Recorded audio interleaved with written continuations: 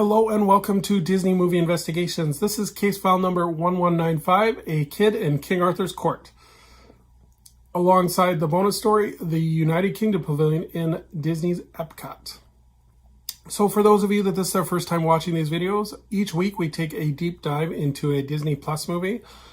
This one being A Kid in King Arthur's Court. And we take a look into its history as well as how it got made and what possible future happened after the movie was released.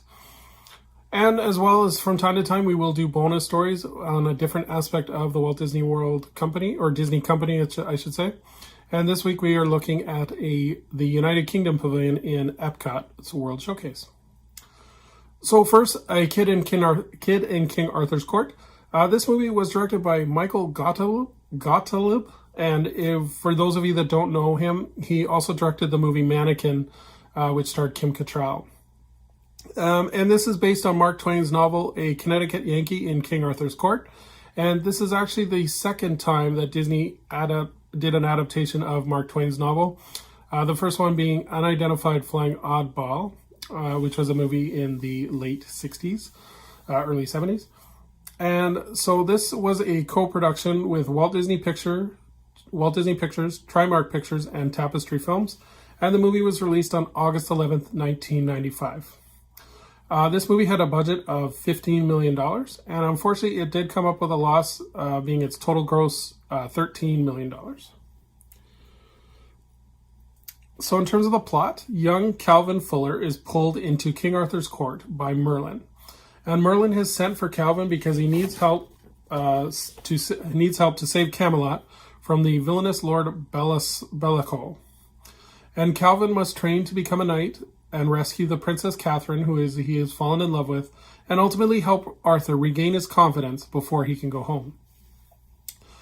So this actually has a pretty famous cast, not famous at the time, but famous to what they would go on to become. So as Calvin Fuller is Thomas Ian Nicholas.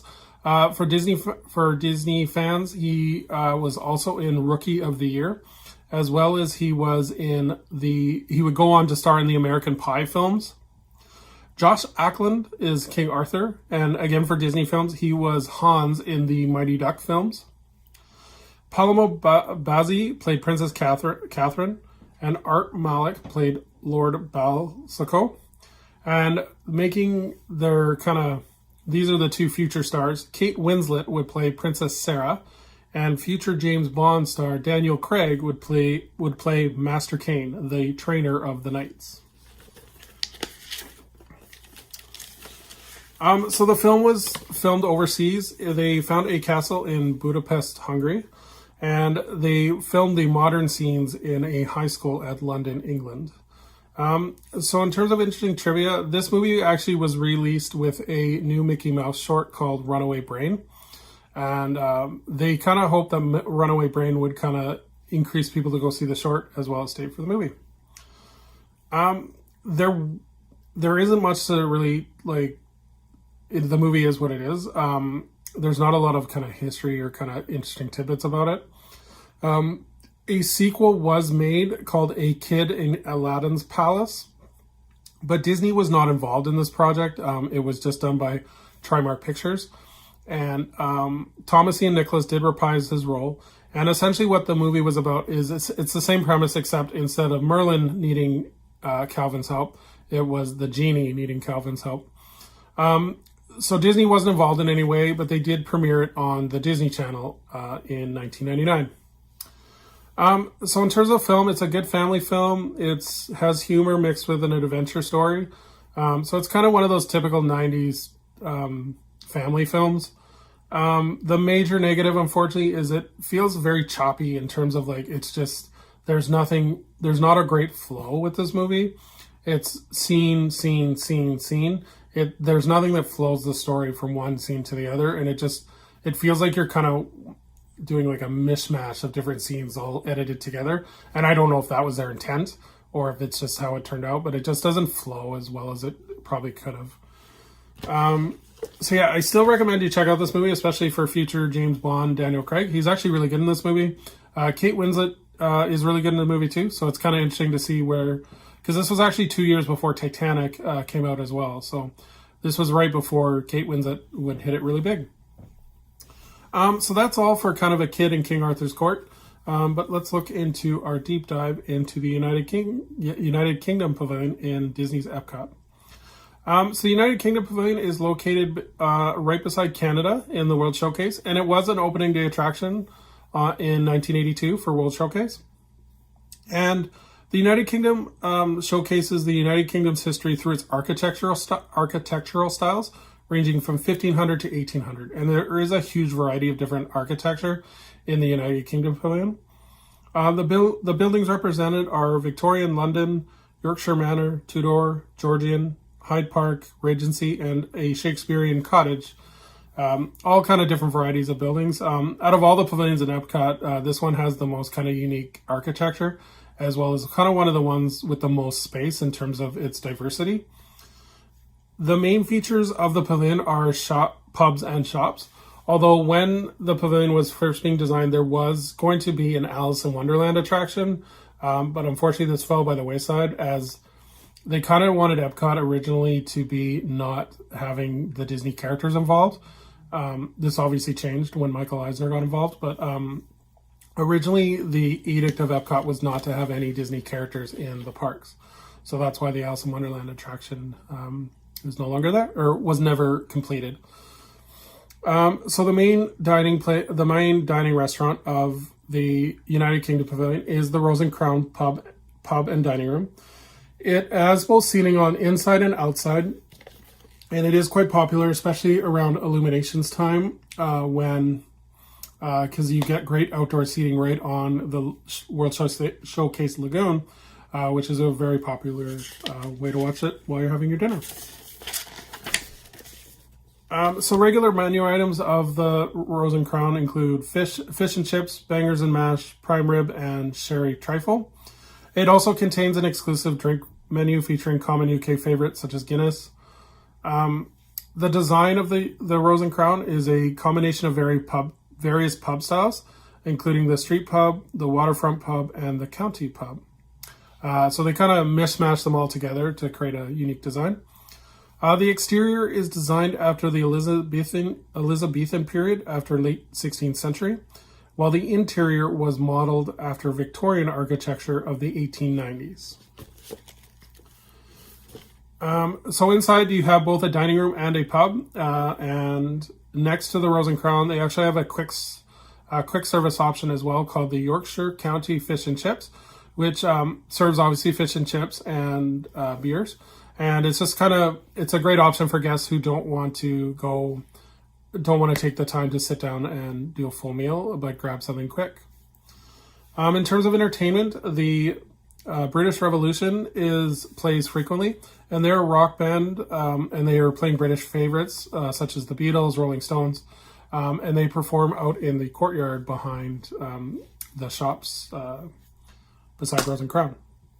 As well as inside the Rosen Crown, the Hat Lady performs, and she's a piano player who plays inside, and she does a wide range. I've heard she's done like modern favorites, but old classic pub tunes as well. So she does a huge variety of different kind of piano tunes.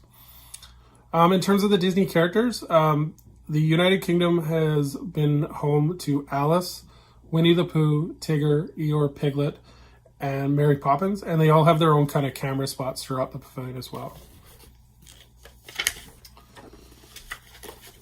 Other notable areas is the Butterfly and Knot Herb Garden, which is a traditional hedge maze, and that's where the Kidcot Fun Stop is as well, in the back there. And then one of the main features is the bright red foam booths, which are identical to those that are found in the UK. So this pavilion was included in both the Kim Possible and Agent P World Showcase Adventures, and it will be included in the upcoming DuckTales World Showcase Adventures. And then another kind of unique treat for the UK pavilion is during the holidays, Father Christmas will read guests the story of Christmas and how they celebrate it in the United Kingdom. So the United Kingdom also has the most diverse merchandising opportunities within all the World Showcase pavilions. So the first store is the Toy Soldier, which sells merchandise associated with the Beatles, Rolling Stones, and Paddington Bear, as well as traditional wooden toys, as well as Disney merchandise. I believe Mickey is in his Royal Guard British wear. And the Crown and Crest is another shop, and they sell the Keep Calm and Carry On merchandise, so a lot of t-shirts, mugs, mouse pads, stuff like that. And then the Historical Research Center sells coat of arms, swords, as well as let you take a look at the history of your last name. So it's kind of a unique thing there. They also have the Sportsman Shop, which sells football team merchandise and Guinness merchandise in different sports, so like soccer balls in there too. Tea Caddy, they sell Twinings tea, teacups, teapots, as well as British confectionery merchandise. And then finally, towards the pathway between United Kingdom and Canada is the UK cart, which sells pins for pin trading, lanyards, shot glasses, and UK t-shirts. So in terms of the future of the United Kingdom Pavilion, at the D23 Expo in 2019, Mary Poppins attraction was announced that was going to be coming. They actually had Dick Van Dyke make the announcement himself, so it was kind of cool. And so I don't know, like I know that is still in the plans, but I just don't know when it'll be there because of, unfortunately, COVID and put a lot of things on hold. So I'm hoping it's still going to come there. I believe I was told it was on hold, but like, again, fingers crossed that it's going to get it, because I think that would be a unique addition to the United Kingdom Pavilion. So this is definitely one of the more memorable World Showcase pavilions. It's hugely vast in area space, as well as there's a lot to do in terms of just having shopping and having a quick bite to eat, or even a full meal at the Rosen Crown. Just definitely one, if you're in Walt Disney World next time, I would check it out. It's definitely one of the more unique World Showcase pavilions. So in terms of our artifact this week, I thought I would share when I went to the Rosen Crown Pub. I was able to get a Rosen Crown mug. This was offered as one of the drink options when you were dining, and so it's just kind of a unique souvenir. So that'll do it for this week in Disney Movie Investigations. Tongue tied there. So our next case file is going to be case file number 2081, which will be the movie Amy. And we will be taking a bonus look story, continuing with our Epcot theme in Epcot's Communicore. So I hope you guys are having a great day. And for my Canadian listeners, happy Thanksgiving. All right, have a great day.